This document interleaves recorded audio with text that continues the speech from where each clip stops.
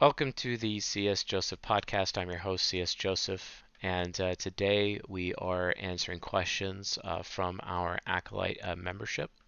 How to stop being loyal to the wrong things, and this is for SI inferior types the most, or how to know if you're loyal to the wrong thing, aka how to get out of Stockholm Syndrome.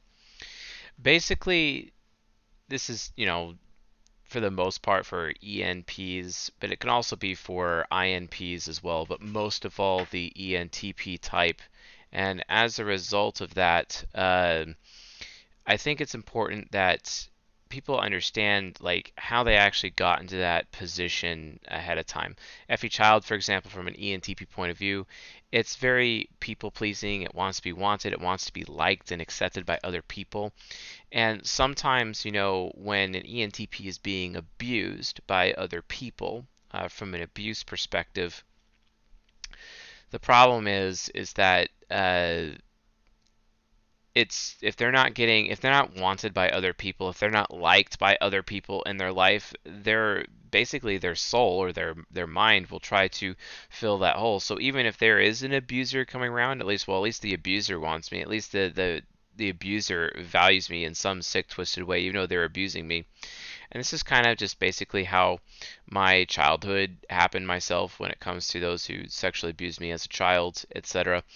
And I ended up finding more validation from my abusers and being desired and wanted from my abusers than my even more so than my own immediate family, basically.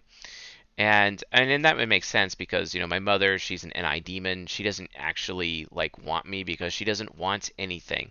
It's all about her experience. She's looking to me to make her comfortable and make her feel safe and make and give her a good experience. And I have expert sensing demon. It's just not going to happen. It's not going to happen at all.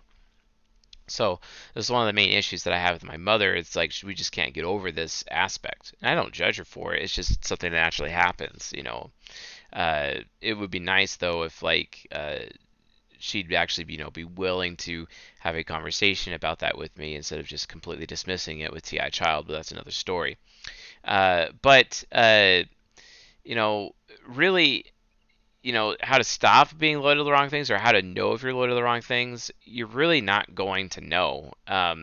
You're just not. And if you have some idea that you might be loyal to the wrong things, well, there's really only one thing you can do, and that is run an experiment. Especially if you're an ENTP, run an experiment and try not being loyal to that thing for a little bit and see what happens.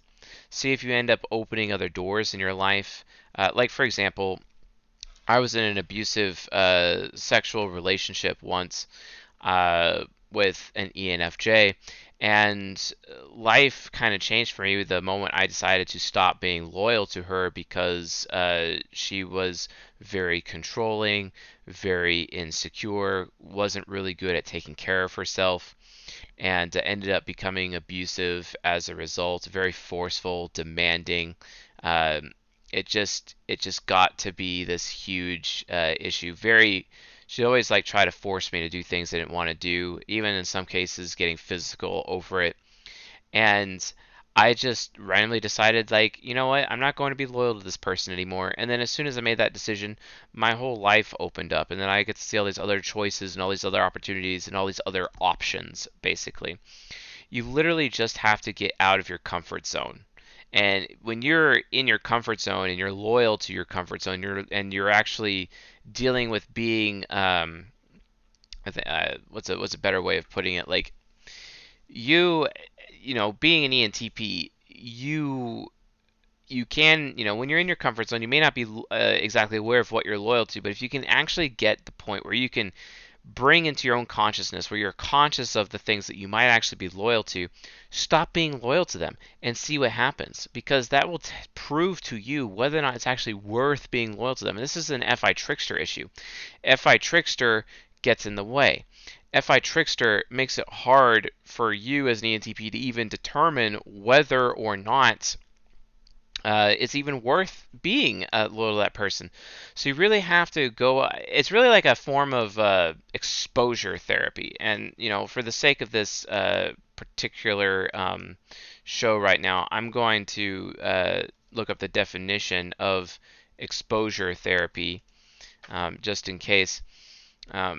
Okay, that is a form of behavior therapy in which a survivor confronts feelings or phobias or anxieties about a traumatic event and relives it in the therapy session.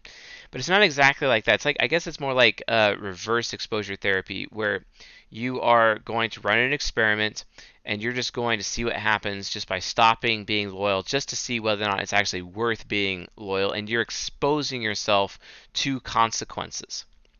And that's something that anti-nemesis needs to do. That's something your expert sensing demon needs an ENTP to do, is to consistently expose themselves to new things to get them out of their comfort zone, just to see, okay, like, yeah, realize that you're really strong. You're not as weak as you think. And if you're so afraid of being weak, if you would expose yourself to new things and not be stuck in your comfort zone, well, guess what? The comfort zone of abuse, you'll realize, is not something you want to be a part of anymore, because you're actually exposing yourself to other alternatives. It's kind of like what I tell to SI demons with INJ types, especially INTJ types. They need to overwrite the hard drive with having new shared experiences with other people. Well, the ENTP needs to overwrite the hard drive by having new experiences for themselves, basically. And it's done through experimentation. And if you want to be stopping loyal to the wrong things, well, you're not going to know if it's a wrong thing until you actually do other things. And then eventually, over time, you'll be able to see through experimentation that, yeah, okay, that is something I definitely should be loyal to. Just, be careful, because you don't want to end up like the ENTP Freddie Mercury, who ended up getting AIDS while he was trying to experiment. So it can backfire on you, and you can go too far with your experimentation, especially since he did a ton of sexual experimentation that ended up destroying his health, and he died young as a result. So something for you folks to be aware of, that can be some really bad consequences. But regardless of what consequence you get as the ENTP, your SI inferior will go SI aspirational in your life, and you will be able to get through it no matter what. There will be a good outcome. There will be a light at the end of the tunnel.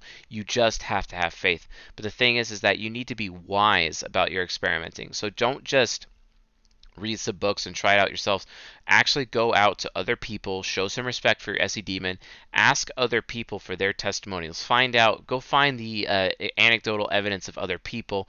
Don't necessarily be presumptuous or assumptuous on your own and go do it on your own. You need to go experiment. You need to be okay with experimentation. This is really important as an ENTP. And if you want to learn more about that process, I highly recommend you go to csjoseph.life/members.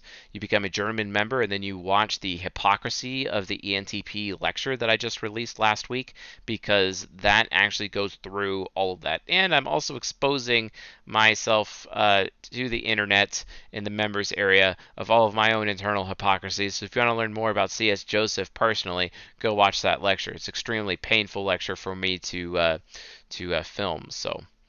Anyway, thanks for watching, and I'll see you guys on the next episode. Later.